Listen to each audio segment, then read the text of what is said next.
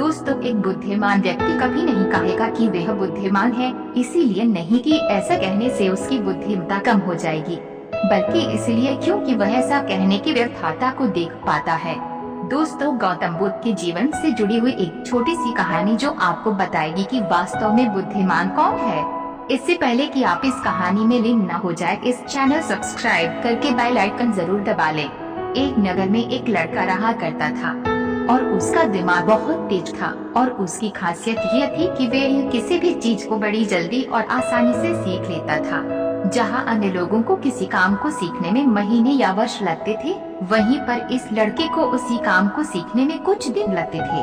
उसकी ख्याति दूर दूर तक फैल गई थी और कहा जाने लगा था कि उस व्यक्ति के जितना बुद्धिमान कोई नहीं है। परंतु वह व्यक्ति तो जानता था कि वह भीतर से क्या है। हर व्यक्ति जानता है कि वह भीतर से क्या है, चाहे वो बाहर से कुछ भी दिखाए। वह व्यक्ति भी भीतर से तो परेशान था, परंतु वह अपने अहंकार से अपनी परेशानियों को ढकना चाहता था। दोस्तों, ज्यादातर लोग ऐसे ही करते हैं और शो ऑफ इसी का नाम है। वह व्यक्ति अपनी प्रसिद्धि को और बढ़ाने के लिए तरह तरह के काम सीख रहा था। वह अब चित्रकारी करना जानता था, वह मूर्ति बना सकता था और वह गीत गा सकता था, और वो दुनिया जहान का हर वो काम सीख चुका था जो उसने अब तक देखे हुए थे। इसीलिए उसे अपनी बुद्धिमत्ता पर अहंकार था, क्योंकि कोई भी साधारण आदमी एक काम कर सकता है या दो काम कर सकता है या ज्यादा से ज्यादा 3 काम को कर सकता है, परंतु वह तो सैकड़ों काम को कर सकता था और बहुत अच्छे से कर सकता था। इसीलिए उसे अपनी बुद्धिमत्ता पर अहंकार था। वह इस बात को अंदर ही अंदर मान चुका था कि उसके जितना बुद्धिमान इस दुनिया में कोई भी नहीं है। फिर एक दिन उसका सामना गौतम बुद्ध से होता है। उसे पहली बार एक ऐसा व्यक्ति दिखता है जिससे उसे ईर्ष्या होती है। अब तक उसने ऐसे लोग देखे हुए थे जो उससे ईर्ष्या करते थे, और जहाँ ईर्ष्या होती है वहाँ तुलना का होना निश्चित है। वह व्यक्ति अपनी तुलना गौतम बुद्ध के साथ करना शुरू कर देता है। वह देखता है कि बुद्ध के पास तो एक भिक्षा का कटोरा है, और लेकिन उसके पास धन की कोई भी कमी नहीं है। बुद्ध के वस्त्र तो साधारण से थे, परंतु उसके वस्त्र बहुत कीमती है। बुद्ध तो जमीन पर नंगे पैर चलते हैं, परंतु वह नंगे पैर नहीं चलता।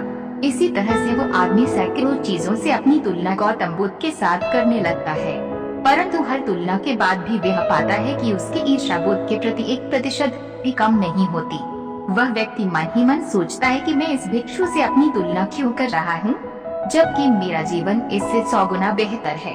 लोग भी बुद्ध का सम्मान कर रहे हैं, आखिर इसके भीतर ऐसा क्या है जो मुझ में नहीं है और जिसके कारण मेरे भीतर इसके प्रति ईर्ष्या है।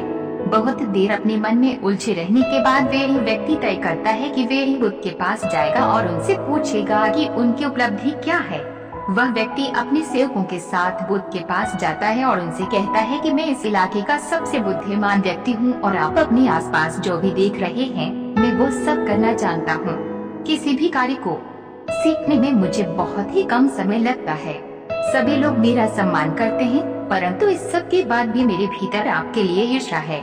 मैं यह जानना चाहता हूँ कि आपकी उपलब्धि क्या है। ये सब लोग आपका आदर सम्मान क्यों कर रहे हैं? उसके बाद बुद्ध कहते हैं कि वैसे तो मेरी कोई उपलब्धि नहीं है, परंतु तुम कह सकते हो कि मेरी एक उपलब्धि। वह व्यक्ति पूछता है कि क्या मैं जान सकता हूँ? तो फिर उसके बुद्ध कहते हैं कि मेरी एक उपलब्धि है कि मैं सभी उपलब्धियों को छोड़ चुका हूँ। वह व्यक्ति बुद्ध से पूछता है कि मतलब मैं कुछ समझा नहीं। बुद्ध उस व्यक्ति से कहते हैं कि क्या तुम्हें प्रशंसा अच्छी लगती है? वह व्यक्ति कहता है कि प्रशंसा तो सभी को अच्छी लगती है। उसके बाद बुद्ध कहते कि क्या तुम्हें निंदा अच्छी लगती है? तो वह व्यक्ति कहता है कि भला इस दुनिया में कौन है जिसे अपनी निंदा अच्छी लगे। उसके बाद बुद्ध कहते हैं कि जो तुम्हें अच्छा लगता है और जो तुम्हें बुरा लगता है, मैं इन दोनों से भी ऊपर उठ चुका हूँ। ना मुझे निंदा सताती है और ना ही मुझे अपनी प्रशंसा प्रसन्न करती है। बस यही अंतर है तुम में और मुझ में। और उसके बाद वह व्यक्ति बुद्ध से कहता है कि परंतु ये कैसे संभव है? बुद्ध मुस्कुराते हैं और उस व्यक्ति से कहते हैं कि तुमने सैकड़ों काम सीखे, लेकिन एक सबसे जरूरी काम को तुम सीखना भूल गए। वह व्यक्ति बुद्ध से पूछता है कि कौन सा काम? बुद्ध कहते हैं कि अपने मन को नियंत्रण करना। क्या तुम्हें आता है? बुद्ध की वह बात सुन वह व्यक्ति समझ जाता है कि ईर्ष्या का यही